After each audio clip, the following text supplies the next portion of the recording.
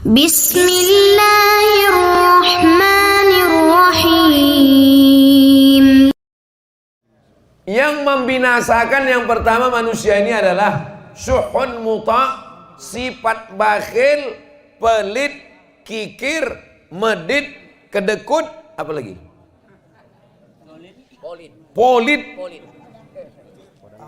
pedangki. Yang dipeturutkan manusia ini makin tua makin pelit atau makin dermawan? Mengaku orangnya. Manusia ini kata orang, ibu kenapa tak bersedekah bu? Nantilah Pak Ustadz, anakku masih sekolah. Nanti kalau udah tamat anak ini sekolah, insya Allah begitu tamat anak sekolah makin pelit. Kenapa? Anak kuliah pula, biaya makin mahal. Semester belum dibayar. Mau uang ujian, mau uang wisuda lagi. Sidang terbuka 10 juta, sidang tertutup 15, buka tutup 25. Nantilah Pak Ustadz, kalau udah wisuda anakku ini insya Allah aku mau menyumbang. Begitu anak wisuda tak juga. Kenapa? Anak mau kerja pula, menyiapkan duit sogoknya lagi. Betul tidak? Betul. Betul semua kata orang. Begitu anak udah kerja, nanti kalau anakku ini udah kerja insya Allah aku mau menyumbang Pak Ustadz. Begitu anak udah kerja tak juga. Kenapa? Biaya nikah lagi. Tahulah berapa sewa gedung. Bukan cukup sekarang pakai layar tancap. Nantilah Ustaz kalau anak ini udah nikah insya Allah. Begitu udah anak udah nikah pelit juga. Kenapa? Mengandung pula cucu mau lahir. Takut operasi sesar. Menantu tadi asik tidur siang. Jadi kalau dipeturutkanlah bakhil ini sampai mati kita tidak akan pernah bersedekah. Ini kita ini sekarang di daerah mana ini? Erjoman. Saya tak tahu. Berangkat dari Silaute, pejam mata saya tiba-tiba sampai pokok karet. Pejam sekali lagi nampak sawit. Pejam sekali lagi nampak masjid. Orang daerah Erjoman ini, daerah lingkungan masjid kita ini, orang lamat semua dari penyakit bakhil. Amin.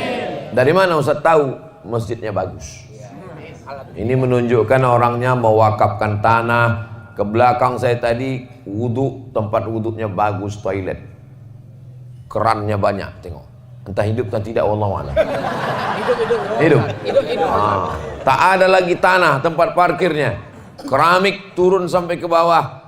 Udah itu pula lantai teruslah sampai halaman sana. Pagar pula cantik.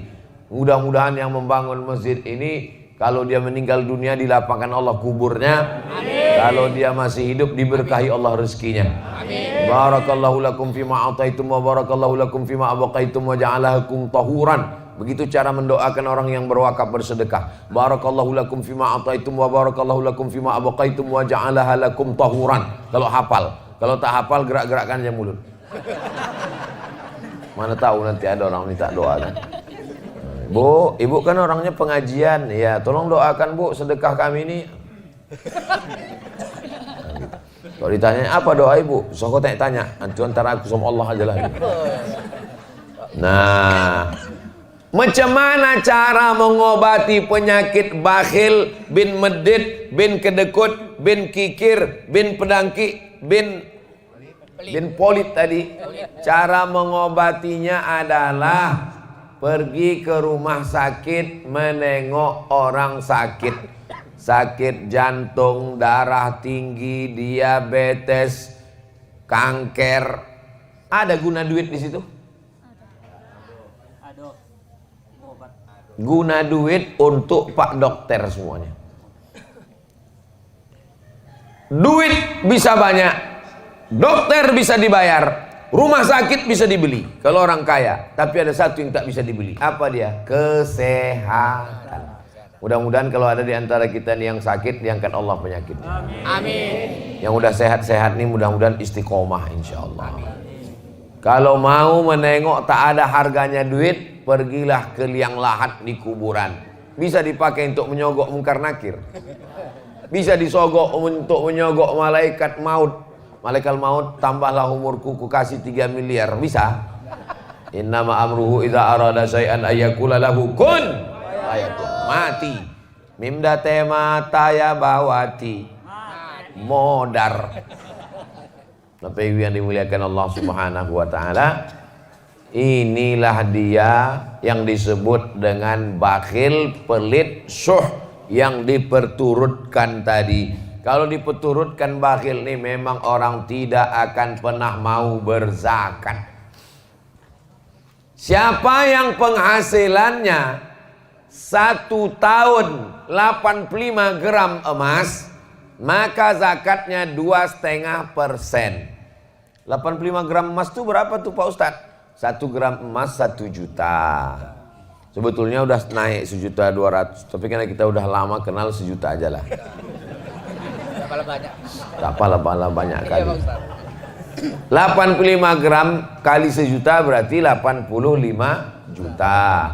Siapa di antara bapak ibu ini yang penghasilannya 85 juta di total setahun, maka keluar zakatnya 2,5%. Kalau ditengok dari gayanya, orang ini penghasilannya seminim-minimnya 100 juta ini. Amin. Dari bunyi mengaminkannya aja pun tak yakin. Amin. Amin Pak Ustaz. Orang yang takut nyebut amin itu 2 kemungkinan. Pertama, karena takut ragu. Yang kedua, takut dicatat Bawaslu. Saya pun hati-hati juga ceramah ini sekarang. Udah diawasi Bawaslu, tak boleh. Ustaz jangan sebut partai, tak ada aku sebut partai. Ustaz jangan sebut nomor, tak ada aku sebut nomor. Ustaz jangan sebut capres, tak ada aku sebut. Ustaz tak boleh sebut nama, tak ada sebut. Cuman ku bilang, yang tidur di rumahku kemarin, itu pun kena tegur juga. Tak boleh sebut-sebut calon presiden yang tidur di rumah Ustaz. Tahu yang tidur di rumahku kemarin? Tahu. Tak boleh sebut itu. Yang kalian sebut lagi. Kalau sebut tak boleh bersuara. Payah kali ceramah sekarang. Lama-lama nanti keluar peraturan ceramah mesti pakai isyarat.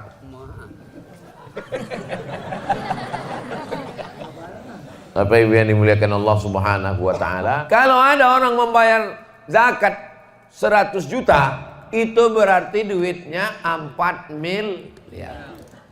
Bapak berapa bayar zakatnya Pak? Aku bayar zakat 100 juta Pak Ustadz. Oh, berarti duit Bapak 4 miliar? Enggak, duitku cuma 400 juta. Loh, kenapa duit Bapak 400 juta Bapak keluarkan 100 juta?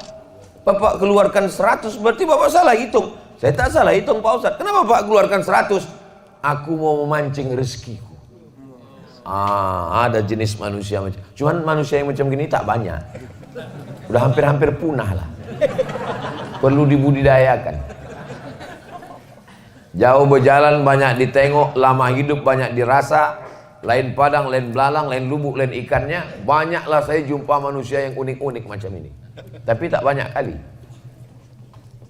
Cara dia untuk menjolok rezeki itu adalah dibanyakkannya zakatnya, biar supaya diturunkan Allah. Dan memang manjur rupanya. Jangan berhitung-hitung sama Allah. Ini banyak orang ini berhitung-hitung sama Allah. Kau kalau berhitung-hitung sama Allah, nanti Allah berhitung-hitung pula sama kau. Dikasihnya napas setengah. Baru tahu, tak sampai ke ujung. Bayar pajak lagi Ustaz. Belum bayar pajak lagi. Bayar pajak bukan main takutnya sama petugas pajak. Kalau bayar zakat tak ada takut sama sekali. Kita semua akan mati menghadap Allah Subhanahu wa ta'ala. Inilah yang pertama, syuhud muta'. Yang kedua, hawa muttaba', memperturutkan hawa nafsu. Semua hawa nafsu kalau diperturutkan binasa. Makan. Dalam Islam boleh makan? Boleh. Tapi ada yang boleh dimakan, ada yang tak boleh dimakan. Jangan semua yang kaki 4 dimakan. Jangan semua yang merayap pun dimakan, kereta api pun dimakan. Ada yang boleh dimakan, ada yang tidak, ada yang halal, ada yang haram. Maka Ustaz, kalau memang Allah itu maha baik, kenapa diciptakannya anjing? Kenapa diciptakannya babi? Itu untuk menguji kita ikut Allah atau tidak. Kalau memang Allah itu baik, kenapa diciptakannya setan? Allah menguji kita, apakah kita ini memperturutkan hawa nafsu atau tidak. Masalah makan, kulu, makanlah min thayyibat, makanlah yang baik-baik saja. Minumlah yang baik. Boleh minum tua? Tak boleh. Boleh minum aren? Boleh. Kenapa? Ini memilah dan memilih. Nikah, silakanlah nikah. Yang dinikahi yang baik-baik saja. At-thayyibuna lit-thayyibat, memperturutkan hawa nafsu. Itulah mengapa kita disuruh mengenal hawa nafsu. Macam mana cara mengenal hawa nafsu? Disuruh berpuasa besok hari Senin. Siapa yang puasa besok hari Senin, mengkodok puasanya yang tinggal kemarin Ramadan. Sekarang sudah masuk bulan Rajab. Ramadan kemarin belum diganti. Ini sudah mau masuk Ramadan lagi, Rajab Syaban. Gantinya hari Senin, dapat 3. Kodok dapat, puasa Senin dapat, puasa Rajab dapat. Tapi niatnya cuma satu saja. Niatnya puasa kodok. Ibu-ibu yang tinggal kemarin 7 hari, kodok. Selalu saya Ustadz Somad nih kalau ceramah yang diingatkannya puasa ibu-ibu aja. Ibu memang tinggal 7, rupanya lakinya 17 hari tinggal. Faman kana minkum maridhan, siapa yang kemarin sakit, au ala safarin musafir, fa iddatum min ayyamin ukhar, diganti di hari yang lain. Itulah yang kemarin musafir. Ustaz kemarin ada musafir? Ada. Berapa jarak musafirnya? Jarak qashar salat 89 km. Dari Air Joman ke Medan itu 180 km. Kalau tak percaya hitung sendiri. Bisa qashar? Bisa, lewat 89 km. Asal bisa qashar, boleh tak puasa. Sampai di kereta api, makannya sate, dimakannya kerang, dimakannya udang. Datang orang, kau Islam, kenapa kau tak puasa? Faman kana minkum maridhan aw ala safarin fa iddatum min ayyamin ukhra. Ada bapak-bapak, badannya tegap berotot, kumis melintang. Berbisik bertanya ke saya, Ustaz, apa hukumnya tak puasa? Kenapa bapak tak puasa? Badan bapak sehat. Buah pinggangku udah dicabut dokter 1. Tak bisa aku tak puasa Pak Ustadz, tak boleh kerja berat, tak boleh tak masuk energi ke badan, aku mesti puasa. Maka kalau bapak tak bisa puasa, diganti di hari yang lain. Tapi di hari yang lain saya tak bisa puasa Pak Ustadz. Ramadan tak bisa, Syawal tak bisa, Zulqa'dah tak bisa, sampai mati tak bisa. Maka dibayarkan fidyah. Apa pula fitrah? Dibayarkan fidyah. 1 hari porsi makan 3 kali. Makan pagi, makan siang, makan malam. Lontong pagi 10, makan siang 15, makan malam 15, 10, 40. Jangan hitung-hitung sama Allah, hitung juga lah cendolnya, cuci mulutnya, buahnya, paketkan 50. Berarti yang tak bisa puasa sebulan, berarti 50, 500, 1,5 juta. Hawa muttaba. Tapi kalau orang memperturutkan hawa nafsu, disuruh kita puasa untuk mengenal hawa nafsu. Jam 2 siang, mau orang kaya, mau orang miskin, mau diplomat, mau pejabat, kalau udah jam siang mukanya pucat, lapar, haus, mau mengamuk aja bawaannya. Betul? Menengok air sungai ular di Medan, mau menengok sungai Deli, mau menengok sungai, ditengok air sungai Danau Toba, rasanya mau diminum semua, tak hilang haus. Tapi begitu terdengar suara azan, Allahu Akbar, Allahu Akbar, masuk 2-3 teguk kurma 2 biji, hilang hawa nafsu. Itulah hawa nafsu itu. Hawa nafsu ini semua rasanya. Anak-anak muda nih kalau sebelum nikah ini, wow, semua playboy cap tupai. Semua anak gadis orang mau dinikahinya. Tapi begitu sudah nikah, punya anak, pas ditanya, "Cemana?" "Cukuplah Pak Ustadz, satunya aja pun udah mau mati kayak rasanya." Begitulah hawa nafsu ini. Maka yang paling bahaya ini adalah memperturutkan hawa. Kira-kira kalau manusia ini dikasih duit 1 ton emas, cukup apa tak cukup? Lau kana li bani Adam wadiyan min zahab, seandainya manusia ini punya 1 lembah dari emas, ini bukit, di tengah ini ada lembah, isinya emas semua. walan tamla fahu illa turab, tidak akan pernah puas sampai mulutnya disumbat tanah. Nah, maksud disumbat tanah tuh mati masuk liang lahat, masuk cacing tanah ke mulut, barulah kata dia cukup ya Allah. Makanya kalaulah orang tidak menturutkan hawa nafsu, selamatlah dunia akhirat. Doakan supaya yang ceramah ini pun tidak dipeturutkan hawa nafsu. Amin. Karena tapi ustadz kan ustadz, masa ustadz digoda setan juga? Ustadz, yang setan yang menggodanya ustadz setan juga. Dia memang setan, tapi di kalangan setan tuh dia ustadznya setan. Ustadz kan tamat dari Mesir. Iya, yang menggoda itu juga setan dari Mesir juga. Anak-anak buah Fir'aun. Maka didoakan jamaah. Jamaah ini kalau mendoakan jangan doakan cuma anak bininya, doakan juga ya Allah Ustaz Somad itu pun janganlah lagi dia dipeturutkan hawa nafsu, supaya kita ini bisa mengendalikan hawa nafsu.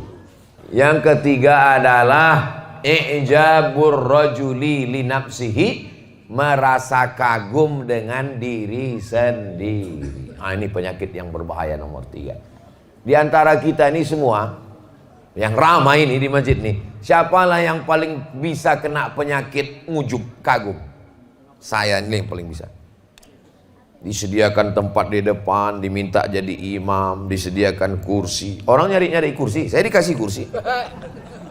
Disediakan meja, disediakan air putih. Sebentar lagi teh manis datang, kopi susu, bandrek semua. Sebentar lagi nasi air masih mendidih. Jadi yang paling bisa kena penyakit ujub saya inilah ujub. Penyakit ujub itu apa? Penyakit merasa kagum dengan diri sendiri. Pak Haji, pernah Pak Haji sholat di masjid di Air Joman? Wah, masjid itu aku yang bangun. Kalau bukan karena aku. Kalau bukan karena aku kemarin tak datang Ustaz Somad tuh kampung kita. Kalau bukan karena aku tak jadi tablik akbar. Kalau ada orang begitu, sikit-sikit aku bilang sama dia, Pak, di dalam Quran itu yang selalu nyebut aku ada 3. Yang pertama Fir'aun, yang kedua Qarun, yang ketiga setan, yang keempat Bapak. Sikit-sikit aku. 4 ya, Pak? 4. Apa kata Fir'aun? Ana rabbukumul a'la, aku Tuhan kamu, kata Fir'aun. Apa kata Qarun? Innama utituhu ala ilmin indi, itu harta yang banyak itu karena ilmuku, aku. Apa kata setan? Ana khairum minhu, aku lebih baik daripada Adam. Sikit-sikit aku. Nah, maka selalu nyebut aku. Saya apa Ustaz? Sama sih, saya sama aku sama aja. Bapak Ibu yang dimuliakan Allah Subhanahu wa taala. Nanti kalau ada yang bertanya, apalah judul Ustaz Somad itu ceramah tadi? Ada 3. Apa yang 3 tuh? Entah aku pun tak ingat apa. Ngantuk kali aku. Ustaz tuh kadang-kadang nampak aku 3. Yang pertama adalah bakhil. Yang kedua memperturutkan hawa nafsu. Yang ketiga merasa kagum dengan diri sendiri. 3 itu jangan lupa.